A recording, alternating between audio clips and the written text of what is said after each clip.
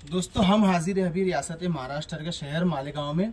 और मालेगांव के एक बहुत ही खूबसूरत इलाके में हम मौजूद है। जी हाँ दोस्तों, हम इस्लामपुरा में मौजूद है और इस्लामपुरा में ये पुराना किला था और इस किले पे एक दरगाह है।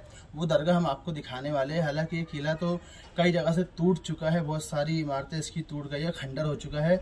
और इस किले में स्कूल चालू है, स्कूल चल रही है। और फिलहाल हम आपको ये दरगाह दिखाने वाले हैं जो किले की दीवार पे है। और हम इस दीवार पे ये सीढ़ियाँ चढ़कर जाने वाले हैं। तो ये किले की सीढ़ियाँ हैं और ये सीढ़ियाँ दीवार पर जाती है और इसी दीवार पर दरगाह मौजूद है जो हम आपको दिखाने वाले हैं।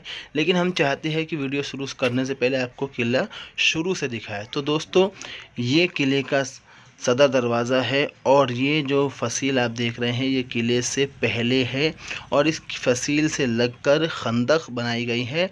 इन खंदक में आग और पानी जलाया जाता है, मतलब किसी ज़माने में आग रखी जाती है, कभी पानी रखा जाता है दुश्मनों से बचने के लिए, ताकि वो किले तक ना पहुंच पाए। ये किले का दरवाज़ा था और हम इससे अंदर आए हैं। और ये देखिए आप, ये बुरुज बना हुआ है। किला बहुत अच्छी हालत में था किसी ज़माने में, अभी टूट फूट गया है, स्कूल चालू है इसमें, लेकिन जो भी है हमने सोचा आपको दिखाना ज़रूरी है। तो ये किले की दीवार है। किले की दीवार से 20 फीट दूर तक के एक फसील बनाई गई है जो किले को तहफ़्फ़ुज़ देती है। दीवार देखिए आप कितनी मज़बूत है। और यहाँ से सीढ़ी है, ये वही सीढ़ी है जो हम चढ़कर ऊपर जाने वाले हैं। और इन्हीं सीढ़ियों से चढ़कर जब हम किले की दीवार पर पहुँचे तो हमें एक दरगाह दिखाई देती है। यहाँ पर जुमरात के दिन बहुत लोग आते हैं, आम दिनों में भी आप आ सकते हैं, लेकिन जुमरात में ज़्यादातर लोग यहाँ आते हैं।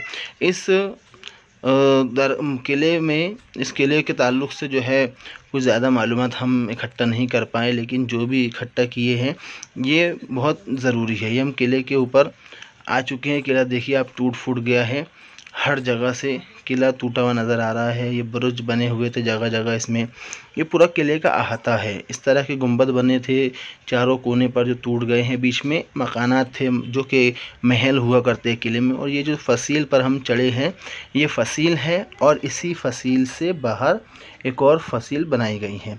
ये यहाँ जहाँ जिस जगह हम खड़े हैं यहाँ भी एक ब्रिज बना हुआ था, एक गोमची थी। और यहाँ से आप पूरे मालेगांव शहर को देख सकते हैं, यहाँ से नज़ारा कर सकते हैं। दूर दूर तक के आपको मकानात नज़र आएंगे, क्योंकि ये मालेगांव शहर आप यहाँ से देख सकते हैं। ये जो फसील आप देख रहे हैं किले से देखिए दूर है, ये है किले को रोकने वाली, दुश्मनों से हिफाजत करने वाली फसील है। इसी के बाहर खंदक खोदी गई है जिसमें आग भरी जाती थी या कभी पानी भरा जाता था।